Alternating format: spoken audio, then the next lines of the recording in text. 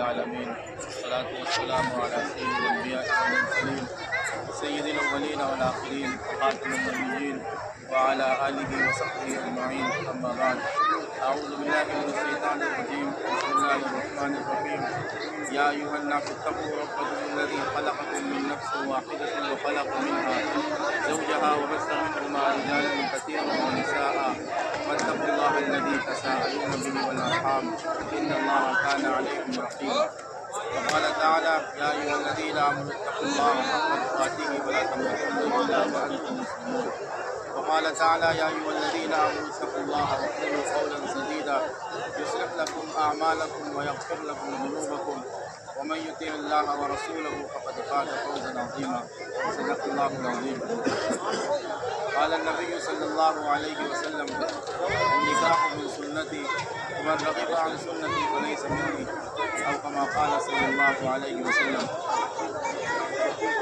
اس وقت ہم سب نکاح کی مجلس میں موجود ہیں اور آپ جانتے ہیں کہ نکاح کی مجلس میں سب سے زیادہ اس بات کا علم ہوتا ہے کہ ہماری زبان کی قدر و قیمت کیا ہے۔ یہی زبان ہے جس سے آدمی ایک مرتبہ بھی کہہ دے گا کہ ہاں مجھے قبول ہے۔ وہ لڑکی جس کی طرف دیکھنا حرام تھا، جس کو چھونا حرام تھا، جس کے ساتھ چلنا پھرنا حرام تھا، جائز ہو جائے۔ اور اللہ نہ کرے کبھی ایسا ہو کہ اسی زبان سے اگر ایک مرتبہ لفظ طلاق کہہ دیا، وہ لڑکی جو ہمارے لیے حلال ہو چکی تھی، جس کے ساتھ بیٹھنا اٹھنا لیٹنا سب حلال تھا، وہ حرام ہو جائے گا۔ نکاح کی مجلس میں آنے کے بعد سب سے زیادہ زبان کی قدر و قیمت معلوم ہوتی ہے۔ آج کی زبان سے معلوم کیا کیا بکتا رہتا ہے، لیکن نکاح کی مجلس میں معلوم ہوتا ہے کہ زبان کی کتنی قیمت ہے۔ یہی زبان ایک مرتبہ قبول کہا، سب حرام چیز حلال ہو گئی، اور اسی سے طلاق کہہ دیا تو حلال چیز حرام ہو گئی۔ یہ اللہ کا کتنا بڑا فضل ہے۔ زبان کی قیمت یہیں پہ معلوم ہوتی ہے، اور قرآن مجید کی آیتوں میں یہ بتایا گیا، اور وہ آیتیں جو رسول اللہ صلی اللہ علیہ وسلم نے نکاح کے موقع پر پڑھی ہیں اور ان کا انتخاب فرمایا، اس میں یہی یا ایھا الذین آمنوا اتقوا اللہ، اے ایمان والو اللہ سے ڈرو۔ تینوں آیتوں میں سب سے پہلے اللہ سے ڈرنے کا، اللہ کا پاس و لحاظ رکھنے کا حکم دیا گیا۔ کیوں؟ اس لیے کہ دیکھو نکاح ہے، دو رشتوں کا آپس میں ملنا ہے، ایک خاندان دوسرے خاندان سے ملے گا، ایک اجنبی لڑکی ایک اجنبی لڑکے سے مل جائے گی۔ تو یہاں پہ کہا گیا کہ دیکھو اللہ سے ڈرو، رشتوں کو بنانے میں اللہ سے ڈرو، اور حقوق کی پاسداری کرنے میں اللہ سے ڈرو۔ کہیں ایسا نہ ہو کہ بیوی کے حقوق کی وجہ سے والدین کے حقوق میں کوتاہی ہو جائے، کی وجہ سے کہیں ایسا نہ ہو کہ بیوی کا حق مارا جائے اور والدین کا حق پورا ادا کیا جائے۔ دونوں چیزوں کا پاس و لحاظ کرنا ہے، بیوی کے بھی حقوق ادا ہوں اور والدین کے بھی حقوق ادا ہوں۔ شریعت نے دونوں کے حق کو دونوں طرف رکھا ہے، اور دونوں کی ذمہ داری لڑکے پر ہے اور لڑکی پر ہے۔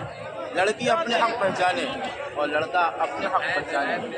اگر یہ حقوق پہچان کر زندگی گزاری جائے گی تو اطمینان محسوس ہوگا، اور اگر سکون نہیں ہے زندگی میں تو خوش نہیں ہے۔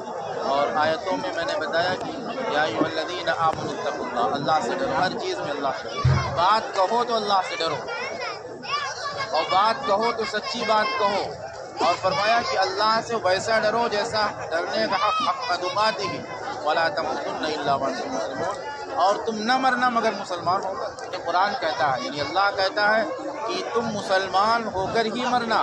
کہیں ایسا نہ ہو کہ تمہاری زبان سے کلمہ کفر نکل جائے اور تمہاری روح پرواز ہو جائے تو تمہارا مسلمان رہنا زندگی میں بیکار ہے، تمہاری نماز بیکار ہو جائیں گی، تمہارا روزہ بیکار ہو۔ دیکھیے ایک بات سمجھ لیجیے، ایک ہوتا ہے فرائض کی کوتاہی، آدمی چھوڑ دیتا ہے، لیکن ایک ہوتا ہے فرائض کا انکار کرنے سے آدمی کافر ہو جاتا ہے۔ اسی طرح جو اسلام کے شاعر ہیں، جیسے نماز ہے، اذان ہے، یہ اسلام کے اور بہت سی چیزیں ہیں، یہ اسلام کے شاعر ہیں، اس کا اگر مذاق اڑایا جائے گا تو آدمی کفر تک پہنچ جائے گا۔ ابھی ہم لوگ مسجد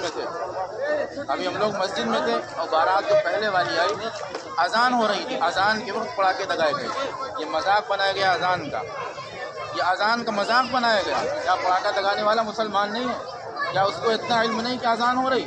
اذان ہوتی ہے تو ایک غیر مسلم جو غیر ایمان والا ہے وہ خاموش ہو جاتا ہے، اور آج شادی کے موقع پر سنت ادا کی جا رہی ہے اور یہاں مذاق بنایا گیا اذان کا۔ تو اگر اس سے توبہ نہ کیا گیا تو ایمان سلب ہونے کا خطرہ ہے۔ یاد رکھنا. اور آپ جہاں بھی جائیں اس بات کی تاکید کریں کہ اذان کے وقت پڑھا کے نہیں دگائے جائیں گے. اذان کے وقت مذاق نہیں اڑایا جائے گا. یہ شاعر اللہ کا مذاق ہے، اس سے اللہ کا غضب نازل ہوتا ہے. آج پوری دنیا میں مسلمان یوں ہی تباہی کی کگار پر آئے. ہر طرف ہم کو مارا جا رہا ہے، ہر طرف پیٹا جا رہا ہے. ہم یہ ہیں کہ سدھرنے کا نام نہیں لے رہے.